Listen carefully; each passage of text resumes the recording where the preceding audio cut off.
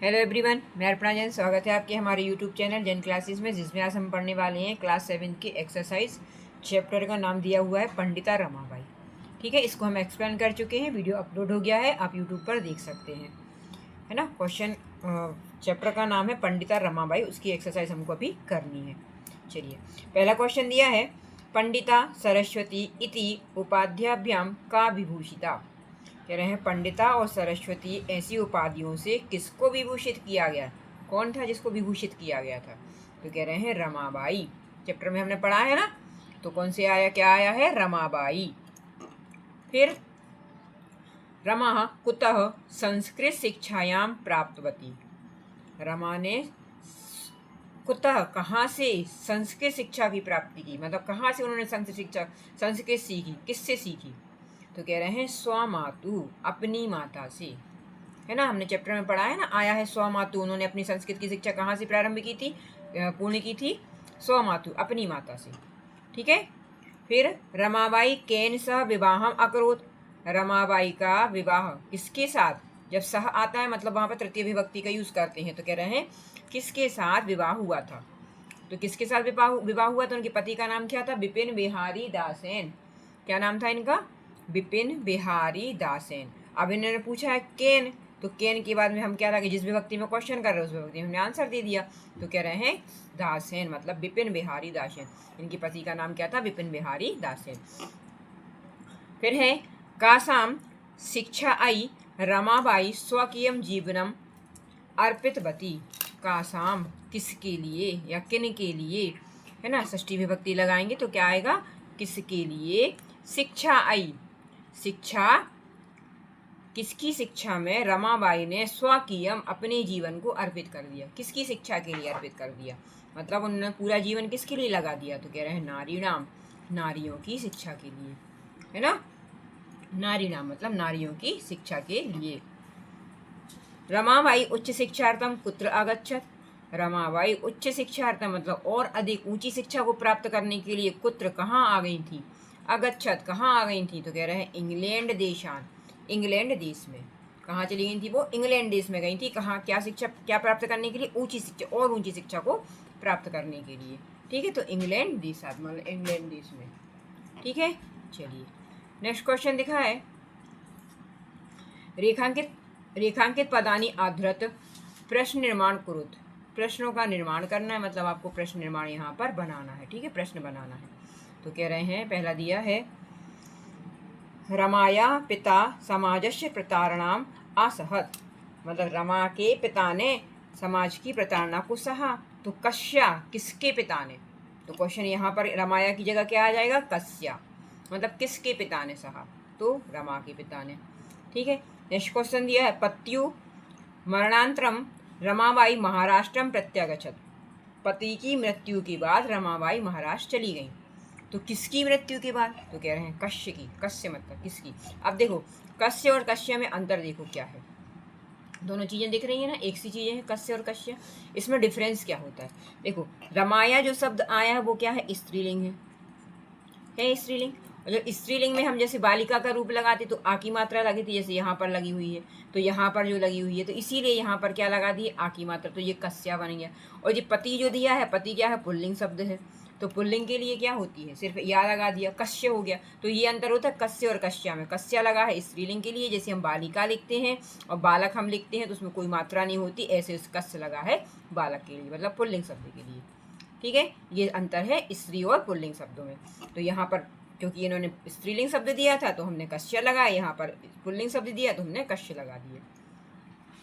ठीक है, कह रहे हैं रमाबाई मुंबई नगरे शारदा सदनम अस्थापित। रमाबाई ने मुंबई नगर में शारदा सदन की स्थापना की थी। तो कहाँ स्थापना की थी? जब कहाँ शब्द कोई स्थान का नाम आता है, जैसे कहाँ लिखने के लिए, तो कह रहे वहां पर लगा देते हैं हम कुत्र। कुत्र का मीनिंग होता है कहाँ। फिर कह रहे हैं 1922 तमे खिसाब्दे रमाबाई महोदया निधनम अववत। मतलब इनका निधन बता रहे हैं कि इतने सन में इनका निधन हो गया था। निधन मतलब मृत्यु हो गई थी।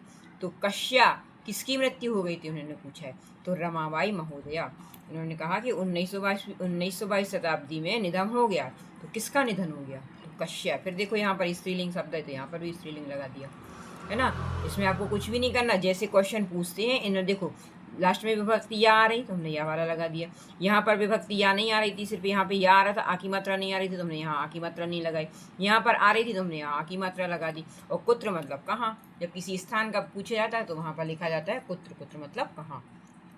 फिर कह रहे हैं स्त्रियः शिक्षायाम लभन्तिष्म, स्त्रियों को शिक्षा का लाभ मिला था, है ना, स्त्रियों की शिक्षा के लिए। तो कह रहे हैं का, किसकी शिक्षा के लिए। तो देखो स्त्रियः शब्द जो आया है ये किस में आया है, बहुवचन शब्द है स्त्री का, है ना, तो ये है तो स्त्रीलिंग ही। अब अगर उसका बहुवचन आया है तो हमें का में आ की मात्रा में विसर्ग लगाना पड़ेगा, तो बन जाएगा का।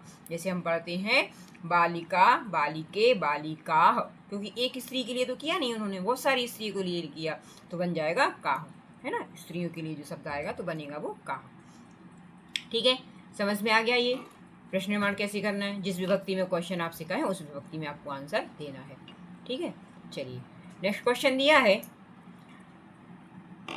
प्रश्नानाम उत्तराणि लिखा। अब प्रश्नों के उत्तर लिखो। अब इन्होंने ये बिल्कुल नहीं कहा कि एक पद में लिखो, है ना। अगर वो ये नहीं कह रहे हैं कि एक पद में लिखो मतलब आपको पूर्ण वाक्य में उत्तर देना पड़ेगा।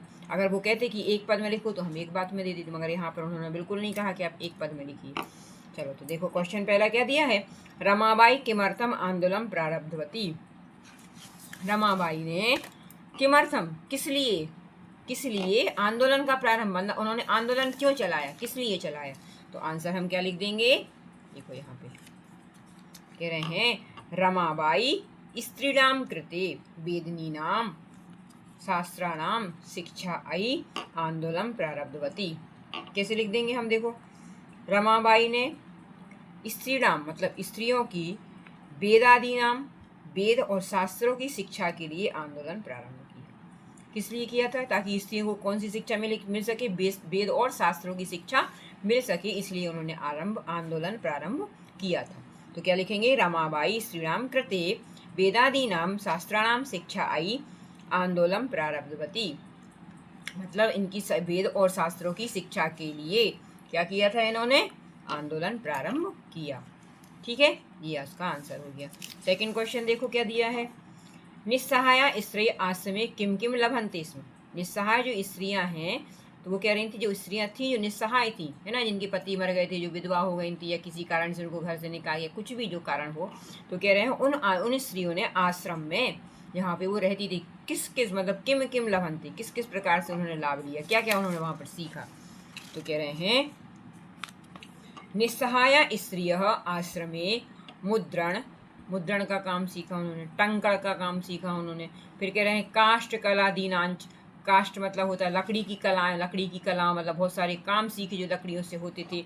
चा प्रशिक्षणम लभन्ते स्म, इस प्रकार से उन्होंने मतलब और। तो कह रहे हैं निस्सहाय स्त्रियों ने आश्रम में मुद्रण मतलब क्या होता है, छपाई करना या फिर टाइपिंग करना, है ना। टंकण मतलब क्या होता है, उसके लिए वो चलाना, क्या कहते हैं उससे, छपाई और कढ़ाई का काम सीखना, है ना। फिर काष्ठ कला दीनांच, चा मतलब और लकड़ी की कलाओं के बारे में उन्होंने प्रशिक्षण लेके इसमें लाभ प्राप्त किया। ठीक है, ये सब हमने क्वेश्चन कहाँ पर, ये आंसर कहाँ पढ़े हमने, जब हमने चैप्टर समझाया आपको, है ना। चलिए नेक्स्ट क्वेश्चन है, कस्मिन् विषये रमाबाई महोदया योगदानम अस्ति। किस विषय में महोदया रमाबाई महोदय का योगदान है, किस विषय में उन्होंने बहुत सारा योगदान दिया हमारे लिए। तो अभी ये तो बताना पड़ेगा किस किस के लिए उन्होंने योगदान दिया। तो कह रहे हैं स्त्री शिक्षाया, सबसे पहले तो उन्होंने किसके लिए दिया था, स्त्रियों शिक्षाओं के लिए। फिर समाज सेवायाम, समाज सेवा के लिए। फिर लेखन क्षेत्र और लेखन क्षेत्र में भी रमाबाई महोदया योगदानम अस्ति, रमाबाई महोदय का योगदान है। देखो बहुत सारी चीज़ें तो आपको यहीं पे दी है, जैसे यहाँ पे यहाँ से यहाँ तक आपको इसी में से सिर्फ इसको हटा देना है, कस्मिन को, यहाँ से इनको हटा देना, इसको यहाँ हटा देना और इसको यहाँ हटा देना, बाकी हम पूरा इसी में से क्वेश्चन में से आंसर लिखते हैं। तो क्वेश्चन क्या है पहला कि इन्होंने क्या किस किस क्षेत्र में किस किस क्षेत्र में सहयोग प्रदान किया, दे रहे हैं स्त्री शिक्षाया, स्त्रियों की शिक्षाओं के लिए, समाज सेवायाम, समाज सेवा के लिए, और लेखन क्षेत्र में इन्होंने बहुत सारी रचनाएं भी लिखी हैं, है ना। चा रमाबाई महोदय योगदान अस्ति, इनका योगदान है, अभी भी है। लास्ट क्वेश्चन है, केन रचनाद्वयेन रमाबाई प्रशंसिता वर्तते। किन दो रचनाओं के कारण रमाबाई की प्रशंसा या उनको प्रशंसा प्राप्त हुई या उनको प्रसिद्धि प्राप्त हुई, किन दो रचनाओं, द्वयेन मतलब दो रचनाओं के लिए। तो कह रहे हैं किन दो रचनाओं के लिए है, तो पहला तो कौन सी थी, स्त्री धर्म नीति, ये अपने उसमें नाम दिए हैं सारी बुक में, स्त्री धर्म नीति और हाई कास्ट हिंदू वीमेन, है ना। रचना द्वयं रमाबाई प्रशंसिता वर्तते, इनसे उनको क्या मिली, प्रसिद्धि मिली। और उनकी किनकी रचनाएं हैं ये, रमाबाई की। कौन कौन सी है, स्त्री धर्म नीति और हाई कास्ट हिंदू वीमेन, ठीक है। ये उनकी दो रचनाएं कहाँ पर हमने पूरा इसमें से पढ़ा है, काय में से पढ़ा है हमने, बुक में से जो हमने चैप्टर पढ़ा है उसमें सब कुछ दिया हुआ है, ठीक है। ये समझ में आ गया। चलिए नेक्स्ट क्वेश्चन दे रहे हैं। क्वेश्चन है अधोलिखिता नाम पदानाम निर्देशानुसार पद परिचय लिखो। इसकी पद परिचय देना है कि ये क्या है, कौन सा लिंग है, कौन सी विभक्ति है, कौन सा वचन है, मूल शब्द क्या है, इसमें पद कौन सा लगा है, ये सब इसमें आपको बताना है, ठीक है। तो पहले दिया है पद, फिर दिया है मूल शब्द, फिर दिया है लिंग, फिर विभक्ति और फिर वचन बताना है, ठीक है। तो इन्होंने पहला शब्द दिया है वेदानाम। वेदानाम मतलब इन्होंने कुछ चीज़ें आपको करके बताई हैं। तो पहला क्या दिया है, वेदानाम।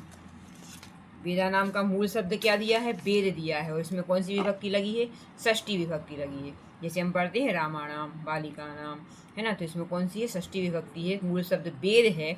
लिंग कौन सा है, वेद पुल्लिंग लिंग है। षष्ठी विभक्ति और बहुवचन है, ठीक है। फिर कह रहे हैं पिता। पिता का मूल शब्द क्या है, पितृ। पिता किस में आएंगे, पुल्लिंग हो जाएगा इनका। अब जब हम पिता की वचन लिखना शुरू करते हैं शब्द रूप, तो सबसे पहले शब्द आता है पिता, ठीक है। प्रथमा विभक्ति होती है पिता, तो ये कौन सा वो हो जाएगा, प्रथमा विभक्ति हो जाएगी और एक वचन, क्योंकि पहले उसमें आ जाएगा तो एक वचन कहलाएगा ही प्रथमा विभक्ति में, है ना।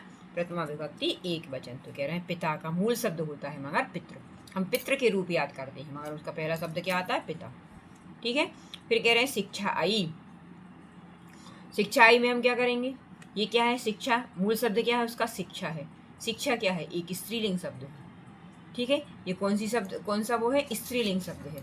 ये कब लगता है, चतुर्थी विभक्ति एक वचन में इसको हम लिखते हैं। जैसे हम लता के रूप लिखें या बालिका के रूप लिखें, ठीक है। तो हम जब बालिका के रूप लिखते हैं तो उसका चतुर्थी विभक्ति में कौन सा रूप बनता है, बालिका आई। बालिका आई, इसी के अनुसार, क्योंकि ये स्त्रीलिंग है तो इसी के अनुसार शिक्षा के रूप चल रहे हैं। तो लिखा जाता है शिक्षा आई। शिक्षा इसका मूल शब्द है, ये स्त्रीलिंग शब्द है, इसमें चतुर्थी विभक्ति एक वचन लगाया गया है, ठीक है। अब ऐसी कन्या देख लो। कन्या, कन्या क्या है, मूल शब्द कन्या है, उसमें विभक्ति लगा दी है इन्होंने, तो स्त्रीलिंग शब्द है कन्या, है ना। कन्या क्या है, स्त्रीलिंग शब्द है, प्रथमा विभक्ति है और बहुवचन का रूप दिया हुआ है। जैसे हम लिखते हैं बालिका, जैसे हम शब्द लिखेंगे तो क्या लिखेंगे, बालिका। तो बालिका किस में आता है, हम पढ़ते ना, बालिका, बालिके, बालिका, मतलब ये बहुवचन में चला गया, ठीक है। तो कौन सी, प्रथमा विभक्ति तो है, किसके रूप की है, बहुवचन की है, ठीक है। फिर नारी नाम, इसका मूल शब्द नारी है। लिंग आपको समझ में आ रहा है कि स्त्रीलिंग दिया हुआ है। षष्ठी विभक्ति है, जैसे हमने ये वेदा नाम पढ़ा था अभी, और बहुवचन में है, ठीक है। यहाँ पर ये बहुवचन में आएगा। फिर मनोरमया। मनोरमया मूल शब्द उसका होगा मनोरमा, स्त्रीलिंग है, किसी का नाम अपन देख रहे हैं। फिर दिया है ये तृतीय विभक्ति है और एक वचन है। कौन सा है ये, एक वचन है। तृतीय विभक्ति एक वचन, पहला वचन। जैसे हम लिखते हैं बालिकया, तो इसमें लिखा है मनोरमया, है ना। तो बालिकया जो शब्द आता है वो किस में आता है, तृतीय विभक्ति एक वचन में आता है। तो यहाँ पर तृतीय विभक्ति एक वचन में आ जाएगी, ठीक है। समझ गए। आपको इसमें सिर्फ थोड़ा सा दिमाग तो ये तो लगाना पड़ेगा कि ये स्त्रीलिंग है कि पुल्लिंग है कि कौन सी विभक्ति है, कौन सा वचन है। जब आपको थोड़े शब्द रूप याद होंगे तो ये आपसे आसानी से है ना। चलिए नेक्स्ट क्वेश्चन फिर दे रहे हैं, इन्हें दे रखा है। इसमें आपको क्या बताना है, आप लकार बताना है, कौन सी लकार से क्या लिया गया है। चलो तो हम शुरू करें, पहले देख लेते हैं थोड़ा सा। अधोलिखिता नाम धातु नाम लकारा पुरुष वचन से लिखत। लकार और पुरुष पे आपको इसके ये भी लिखना है कि धातु कौन सी है, लकार कौन सा लगा है, उसमें पुरुष क्या है और वचन क्या है। जब हम लकार पढ़ते हैं ये सारी चीज़ें हम देखते हैं, ठीक है। चलो देखते हैं। पहले तो उन्होंने सबसे पहले दिया है आसीत। अच्छा, जो अस धातु से शुरू हो रहा ना, तो ये तो हमको समझ में आ रहा है कि ये लंग लकार है, ठीक है, क्योंकि भूतकाल की जितनी भी क्रियाएं होती हैं वो उसमें सबसे पहले आ लगा देते हैं, ठीक है। तो ये लंग लकार है, प्रथम पुरुष एक वचन है क्योंकि इसमें ता लगा है। जैसे हम पढ़ते हैं लंग लकार में ता ताम ना, इसका हम अगर रूप पढ़ते हैं तो कैसे पढ़ते हैं, ता ताम ना विसर्ग तम ता माँ आब आम, है ना। इसी में से आसीत ता दिया है। ता तो क्या है, अस धातु है, लंग लकार है, प्रथम पुरुष एक वचन रूप है, ठीक है। फिर दिया है कुर्वन्ती, तो क्रा धातु है, इसका मूल धातु क्या है, क्रा होता है। अब अंति दिया है, अंति किस धातु में किस लकार में आता है, लट लकार में आता है ना, प्रथम पुरुष में आता है और बहुवचन में आता है। जैसे हम पढ़ते हैं ना, कैसे पढ़ते हैं, तीता अंति, अंति जो शब्द यहाँ पर दिख रहा है तो ये लट लकार प्रथम पुरुष एक वचन का रूप है ना, प्रथम पुरुष एक वचन, सॉरी प्रथम पुरुष बहुवचन, सॉरी अंति लगा है ना बहुवचन का। फिर कह रहे हैं आगच्छत, फिर आ प्लस गम, देखो गच्छ जो शब्द दिया है ना, गच्छ का क्या हो जाता है, मूल रूप क्या होता है उसका, गम होता है। मूल धातु क्या होती, गम होती, गम को हम क्या कर देते हैं, गच्छ कर देते हैं। अब आ इसमें इसीलिए लगा क्योंकि ये लंग लकार का रूप है, और लंग लकार में हमने आपको बताया अभी की आ लगता है, ठीक है। तो आ प्लस गम, गम इसका मूल धातु हो जाएगी, लंग लकार हो जाएगा, फिर यहाँ पे ता आया है तो प्रथम पुरुष एक वचन हो जाएगा, ठीक है। इसमें कुछ भी नहीं करना, तो प्रथम पुरुष एक वचन हो गया। फिर निवशंती, देखो सारे वही तो दिए इतने सरल सरल। फिर निवशंती, तो बस धातु है, इसमें मूल बस क्या, मूल धातु क्या है, बस, नी इसमें उपसर्ग लगा है, तो अपन इसमें क्या करेंगे, नी उपसर्ग लगा देंगे। बस इसकी मेन धातु है, लट लकार का ये रूप है, अंति दिख रहा है तो, है ना, और प्रथम पुरुष बहुवचन का रूप है। जहाँ पर भी अंति आएगा वहाँ बहुवचन और ती आएगा वहाँ पर एक वचन। फिर गमिष्यति, अब गमिष्यति का मूल शब्द क्या होता है, गम ही होता है, तो गम इसका मूल शब्द है, क्योंकि देखो हो तो जाना चाहिए, गम का गच्छ हो जाता है, मगर जब भी हम लट लकार के रूप लिखते हैं, मतलब हम क्या करते हैं, भविष्य काल के जब भी हम रूप लिखते हैं तो उसमें हम इसको गम ही रहने देते हैं और फिर गमिष्यति ही इसको लिखते हैं, ठीक है ना। तो ये गमिष्यति ही रहेगा, मूल शब्द गम आ जाएगा। लट लकार मतलब भविष्य काल, ठीक, प्रथम पुरुष एक वचन की है। ये ती दिख रहा है, ती तो उसमें भी लगते हैं, ठीक है। फिर अकरोध, फिर वही आ गया सेम यही, क्रा धातु, लंग लकार, प्रथम पुरुष एक वचन, क्योंकि ता दिया है। हम जब लट लकार की, हम लंग लकार की टेबल पढ़ते हैं तो हम क्या करते हैं, ता ताम ना, ये तो होती है ना, तो यहाँ ये रूप लिया जा रहा है ता, ठीक है। और अकरोध में क्रा धातु लगी और आ लगा है, तो ये तो पता ही है कि लंग लकार हो जाएगा, ठीक है, प्रथम पुरुष एक वचन। इस तरह से ये 7th क्लास में भी लकार तो आपको याद करना पड़ेंगे, है ना, उस हिसाब से ये चलते हैं।